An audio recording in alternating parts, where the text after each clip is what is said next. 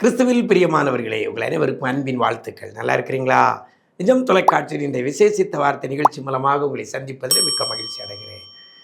இன்றைக்கும் வேதத்திலிருந்து ஒரு வசனத்தை உங்க முன்னால் வைக்கிறேன்.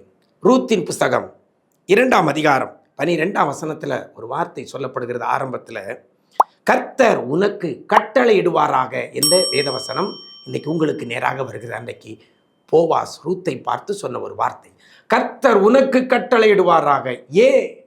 கர்த்தர் கட்டளையிட்டால் அது அப்படியே நடக்கும்.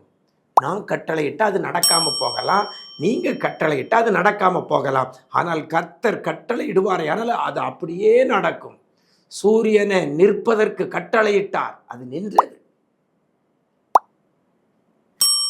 இறைகின்ற கடலையும் காற்றையும் அதட்டினார், கட்டளையிட்டார், இறையாதே அமைதலாயிரு என்றார், அது அப்படியே நின்றது.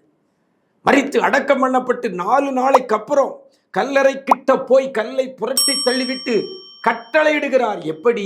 லாசருவே வெளியே வா. அவ்வளவுதான், அவன் உயிரோடு வெளியே வந்தான். கர்த்தர் கட்டளையிட்டால் அது அப்படியே நடக்குங்க. அதனால தான் போவா சொல்றான், கர்த்தர் உனக்கு கட்டளையிடுவாராக. இன்றைக்கு உங்களுக்கும் கர்த்தர் கட்டளையிட போறார். எதை எதிர்பார்த்து இருக்கிறீங்களோ அதை கர்த்தர் கட்டளையிட போறார். வேதவசனத்தில் பார்க்கும்பொழுது இந்த வசனத்தில் எதை கர்த்தர் கட்டளையிடுவார், அந்த வசனத்தில் சொல்லப்பட்டிருக்கிறது எப்படி? உன் செய்கைக்கு தக்க பலனை கர்த்தர் உனக்கு கட்டளையிடுவாராக. எதுக்கு கட்டளையிடுவாரு? செய்கைக்கு தக்க பலன். நீங்களும் நானும் என்ன செய்தோமோ அதுக்கு பலனை கர்த்தர் கட்டளையிடுவார். ஐயோ, நான் ஒன்றுமே செய்யலையே, வேலை பார்க்குற இடத்துல சரியாக வேலை செய்யலையே, என் நேரத்தை சரியாக பயன்படுத்தலையே, ஏதோ பேருக்கு தானே நான் போயிட்டு வரேன், பேருக்கு தானே செய்கிறேன். எவ்வளவு கள்ளத்தனம் பண்ண முடியுமோ வேலையில் கள்ளத்தனம் பண்ணுறேன்னு சொல்கிறீங்களா?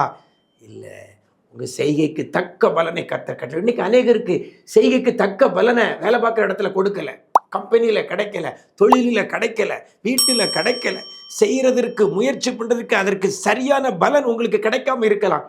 இந்த வேதவசனம் உங்களுக்கு நீங்கள் எவ்வளவு செய்கை செய்திருக்கிறீர்களோ, என்னென்ன செயல்களை செய்திருக்கிறீர்களோ அதற்கு தக்க பலனை மனுஷன் தராமல் இருக்கலாம். ஆனால் இன்றைக்கு கர்த்தர் உங்கள் செய்கைக்கு தக்க பலனை கட்டளையிடுவார். அதனால் கர்த்தருக்கு பயந்து நல்லா வேலை செய்யுங்க, கர்த்தருக்கு பயந்து கடினமாய் வேலை செய்யுங்க.